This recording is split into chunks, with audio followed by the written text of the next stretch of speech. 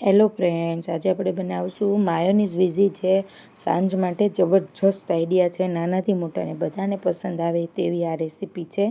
તેના માટે મેં અહીંયા 250 ગ્રામ વજનમાં માયોનીઝ લીધેલું છે. ઓરેગાનો છે, ચીલી ફ્લેક્સ છે અને મરી પાવડર છે.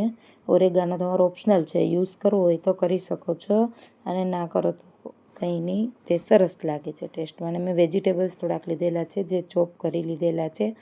ગાજર છે, કેપ્સિકમ છે, કોબીજ છે અને ડુંગળી છે. અને જે ડુંગળી સાથે મેં અહીંયા ગ્રીન ચીલી જે આવે છે તે મેં મીડિયમ તીખા એવા 5 લઈને ડુંગળી સાથે ચોપ કરીને લઈ લીધા છે. અને આ બધા વેજીટેબલ્સને આપણે એક બાઉલમાં એડ કરી દેવાના છે. ત્યાર પછી જે મેં માયોનીઝ લીધેલું છે તેને આપણે આ બધા વેજીટેબલ સાથે મિક્સ કરી દેવાનું છે. જે મારે અહીંયા 250 ગ્રામ માયોનીઝની જરૂર પડી છે આટલા વેજીટેબલ્સમાં. અને તેની સાથે મેં મરી પાવડર અને ચીલી ફ્લેક્સ એડ કરી લીધેલો છે. અને તમે આમાં ઓરેગાનો બી યુઝ કરી શકો છો, એનો ટેસ્ટ સરસ આવે છે. અને આમાં તમારે જરૂર પડે તો સ્વાદ પ્રમાણે થોડુંક નમક એડ કરવાનું છે. ત્યાર પછી આ માયોનીઝ આપણે બધા વેજીટેબલ સાથે મિક્સ કરીને અને મસાલા જે મરીને ચીલી ફ્લેક્સને નાખેલું છે તે બધું સરસ મિક્સ કરીને આ રીતે માયોનીઝવાળો મસાલો રેડી કરી લેવાનો છે. ત્યાર પછી આપણે એક ગ્રીન ચટણી બનાવીશું અહીંયા. તેના માટે મેં અહીંયા 4 મીડિયમ તીખા હોય તેવા મરચાં લીધેલા છે, 1 ઇંચ આદુનો ટુકડો છે, આખું જીરું લીધેલું છે થોડું. ત્યાર પછી મેં લીંબુનો રસ લીધેલો છે, સ્વાદ પ્રમાણે નમક છે અને દાંડલી સહિત આ રીતે મેં લીલા ધાણા લીધેલા છે. તેને આપણે બધું મિક્સચર જારમાં એડ કરીને જરૂર મુજબ પાણી આમાં એડ કરીને આપણે આની સ્મૂથ પેસ્ટ રેડી કરી લેવાની છે. જે આપણી ગ્રીન ચટણી બનીને અહીંયા રેડી થઈ જાય છે. તમે જોઈ શકો છો આ રીતે આપણે સ્મૂથ પેસ્ટ રેડી કરી લેવાની છે. અને આપણી આ ગ્રીન ચટણી બનીને અહીંયા રેડી થઈ ગઈ છે. ત્યાર પછી મેં અહીંયા પીઝા બેઝ લીધેલા છે, જે આપણે થોડા થીક એટલે કે જાડા હોય તે રીતે આપણે ચૂઝ કરવાના છે. એટલે તો આપણી આ માયોનીઝ વીઝી સરસ બનીને રેડી થશે. તે મેં એક ચોપર ઉપર આ બેના સરસ વચ્ચેથી આ પીઝા બેઝનું વચ્ચેથી કટ કરી લીધેલા છે. અને ત્યાર પછી આપણે એક છરીની મદદથી હળવા હાથે આપણે આની અંદર પોકેટ જેવું વચ્ચેથી બનાવવાનું છે. અને બહાર તૂટે નહીં તે રીતે શાંતિથી આ રીતે હળવે એને વચ્ચે કાપો પાડી લેવાનો છે. તમે એમાં જોઈ શકો છો તે રીતે. અને આખું આપણે પોકેટ જેવું બનાવવાનું છે.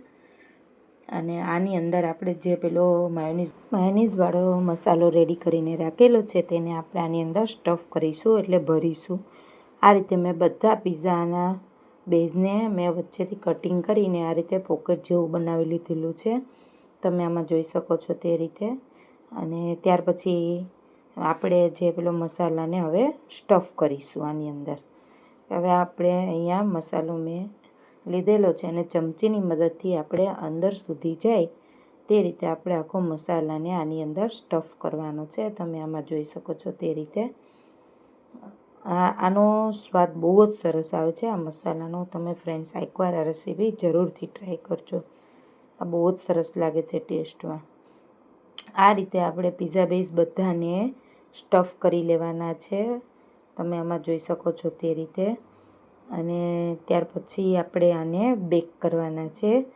બેક કરવા માટે મેં અહીંયા ગ્રીલ સેન્ડવિચનું મશીન જે આવે છે, ગ્રીલ મશીન, તેનો યુઝ કરેલો છે. તેને આપણે પ્રીહીટ કરવા અહીંયા હવે મેં રાખી દીધું છે. અને તે પ્રીહીટ થઈ જાય ત્યાર પછી આપણે આ પીઝા બેઝની બંને સાઈડ મેં બટર લગાવી દીધું છે 1 સ્પૂનની મદદથી. અને હવે મેં આમાં બેક કરવા માટે આ રીતે આપણે સેટ કરી દેવાના છે આ પીઝા બેઝને આની અંદર. અને ત્યાર પછી આપણે જ્યાં સુધી બીજી ગ્રીન લાઇટ થાય ત્યાં સુધી આપણે આને અંદર આ મશીનમાં બેક થવા દેવાની છે આ માયોનીઝ વીઝીને. અને તમે જોઈ શકો છો કે અહીંયા આપણી ગ્રીન લાઇટ થઈ ગઈ છે અને આ માયોનીઝ વીઝી બનીને અહીંયા રેડી થઈ ગઈ છે. ફ્રેન્ડ્સ, આ રેસીપી મારી સારી લાગે તો મારી ચેનલને જરૂરથી લાઇક, સબસ્ક્રાઈબ અને શેર કરજો. Thanks for watching my video.